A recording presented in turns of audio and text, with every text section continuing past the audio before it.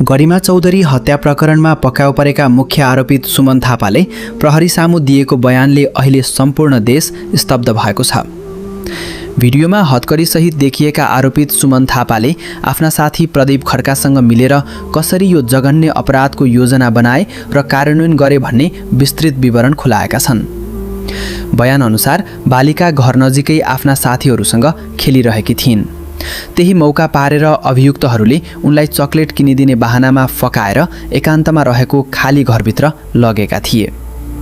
कोठाभित्र लगेर उनीहरूले अबोध बालिकामाथि जबरजस्तीकरणी गरे। त्यसपछि बालिका बेहोस भइन्। होस खुलेपछि घटनाबारे सबैलाई पोल खोलिदिने डरले उनीहरूले डोरी र तन्नाको सहायताले बालिकाको घाँटी बाँधेर हत्या गरे र बाहिरबाट ढोका थुनेर फरार भए। घटना घटाएपछि अभियुक्तहरू सिमरा वीरगञ्ज हुँदै हेटौँडासम्म भागेको र पछि प्रहरी अनुसन्धानको क्रममा पक्राउ परेको बयानबाट खुलेको छ। सोधपुछका क्रममा अभियुक्तले कुनै पश्चाताप बिना नै सम्पूर्ण घटनाक्रम पालैपालो स्वीकार गरेका छन्। यो भिडियो सार्वजनिक भएसँगै आम नागरिक र सामाजिक सञ्जाल प्रयोगकर्ताहरू आक्रोशित बनेका छन्।